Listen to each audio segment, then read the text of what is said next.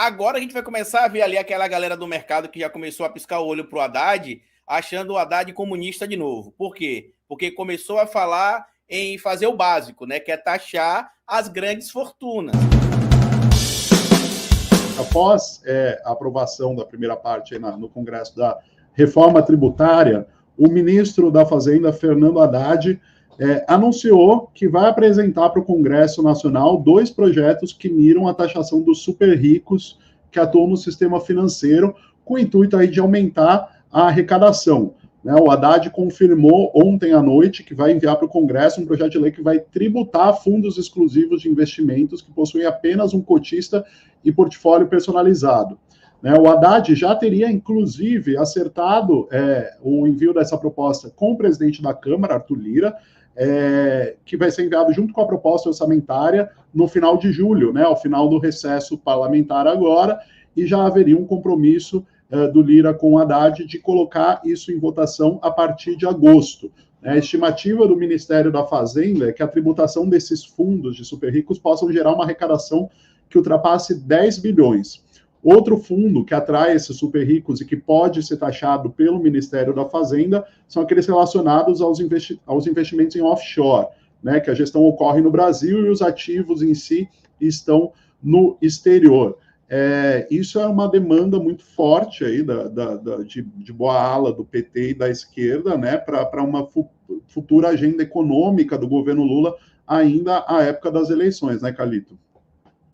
E assim, agora a gente vai começar a ver ali aquela galera do mercado que já começou a piscar o olho pro Haddad, achando o Haddad comunista de novo. Por quê? Porque começou a falar em fazer o básico, que é taxar as grandes fortunas. Para quem está acompanhando aqui, eu vi até uma referência muito boa hoje de manhã que o Leandro Demore deu lá no Desperta ICL, que ele falou que no Brasil o super rico, o que está ali na divisão de base, não é o cara que acha que porque tem um carro importado, mora em uma região nobre da sociedade. O super rico é o cara que recebe ali 2,5 milhões, 3 milhões por mês, por baixo. É o que o Leandro bem lembrou ali. Então, não é você, meu amigo, que comprou um apartamento parcelado aí no programa Minha Casa Minha Vida, ou que precisa pegar empréstimo, às vezes, para poder cumprir a folha de salário da sua empresa. São pessoas que não contribuem com quase nada no Brasil, porque vivem basicamente de rentismo. Inclusive, eu acredito nesse momento que o Paulo Guedes vai estar muito preocupado, com a questão do offshore, porque o Paulo Guedes saiu alguns milhões de dólares mais milionário, quando, na verdade, alguns milhões de reais, mais milionário, quando deixou o governo Bolsonaro, porque ele tinha uma quantia em offshore que o dólar estava com valor menor, quando ele colocou esse valor lá fora, e quando ele saiu do governo Bolsonaro, o dólar estava em torno de 3,74 aproximadamente, 3,80, se não me falha a memória, quando o Bolsonaro ganhou a eleição em 2018, e aí agora a gente viu que o Bolsonaro deixou o poder com o dólar a R$5 e um pouquinho, ou seja, o Paulo Guedes quase que dobrou o seu patrimônio, basicamente em dinheiro que está em offshore. E isso é importante a gente discutir, porque a Constituição brasileira, Ivan, já fala sobre isso, se não me engano, no artigo 228, eu não lembro de cabeça agora, mas já fala sobre uma lei para regulamentar a taxação de grandes fortunas. O Haddad não está inventando a roda, ele está basicamente fazendo cumprir a lei, porque a Constituição Federal fala sobre a tributação de grandes fortunas, porém deixa claro que para que se haja essa cobrança, seja necessária a criação de uma lei para que determine como é que essa cobrança será feita. Aí agora a gente vai começar a ver de novo o discurso do Haddad comunista. Legal.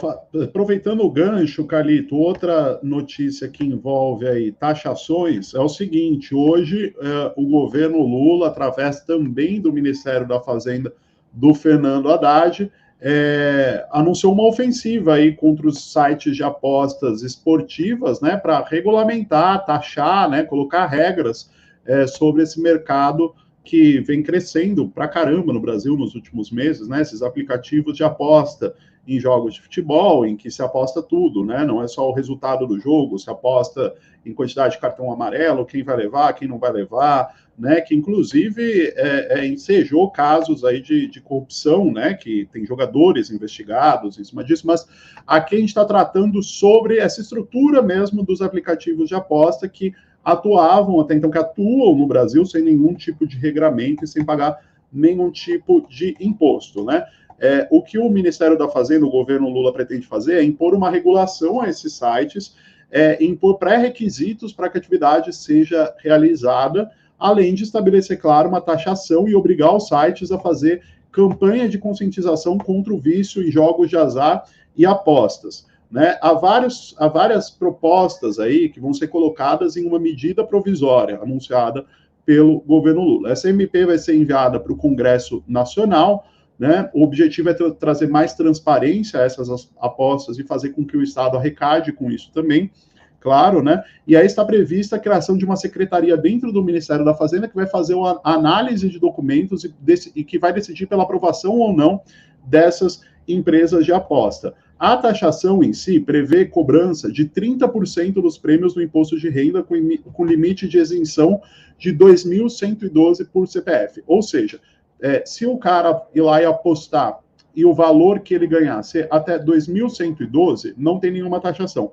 Acima de 2.112, vai haver 30% de taxação no prêmio. Não vai haver taxação para o ato da aposta, né? O dinheiro que ele paga ali para apostar. A taxação vai ser no prêmio e só acima deste valor aí que eu citei de R$ 2.112.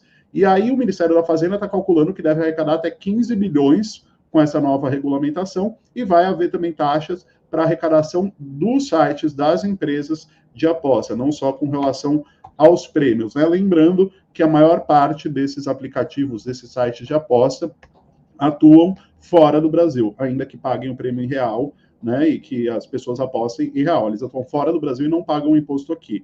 Então, o governo oficializou essa ofensiva e vai mandar MP para o Congresso, Calito. Eu fui fazer a consulta aqui, inclusive, Ivan, só para trazer a informação correta, é o artigo 153, que fala sobre taxação de grandes fortunas, o artigo 153, no inciso 7, fala sobre o governo instituir ali impostos sobre grandes fortunas, mas para isso precisaria ter a lei complementar, que é o que está sendo discutido nesse momento. Nesse caso, especificamente das apostas esportivas no Brasil, e não é só apostas esportivas, talvez a gente precisa até deixar mais amplo, porque não é só esporte, como a gente está percebendo, e aí vai ter um conflito, inclusive, Ivan, porque é o seguinte, como é que o governo vai lidar com a questão, por exemplo, de cassinos? Porque cassino ainda não é legal no Brasil, né? Não é legalizado o cassino no Brasil.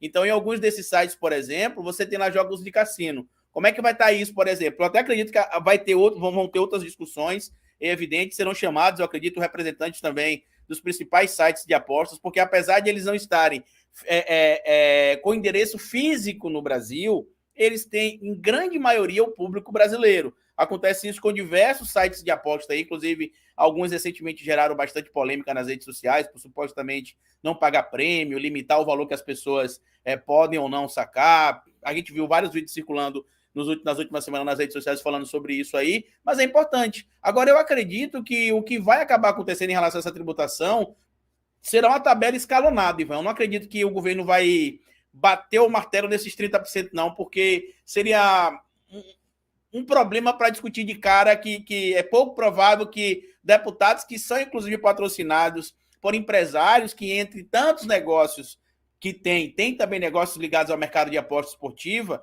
queiram pagar de cara um tributo aí de 30%. Só que eu acho que o Haddad está fazendo corretamente, né? Queira que o prêmio, na verdade, né, pague ali, o premiado pague o tributo de 30%. Só que eu acho que o Haddad jogou esse percentual lá em cima já, justamente para negociar, porque ele sabe que normalmente quando uma proposta vai para discussão no Congresso, ela raramente sai exatamente como ela chegou. Ela raramente passa ali sem algum tipo de alteração. Mas é importante, a gente sabe que existe no Brasil esse tipo de negócio e que, apesar de não ser legal no Brasil, né, como a gente discutiu, você comentou bem aí, eles operam no Brasil, mas com interesses estrangeiros, porque a internet é global hoje, e o que vai acontecer é basicamente a gente ter uma regularização, até para você que está aí do outro lado vendo aqui, que é consumidor e que às vezes gosta de jogar nesse tipo de sites aí de apostas, né, sejam esportivas ou não, porque caso aconteça algum problema, por exemplo, com essas empresas, eles terão agora de ter um representante legal no Brasil.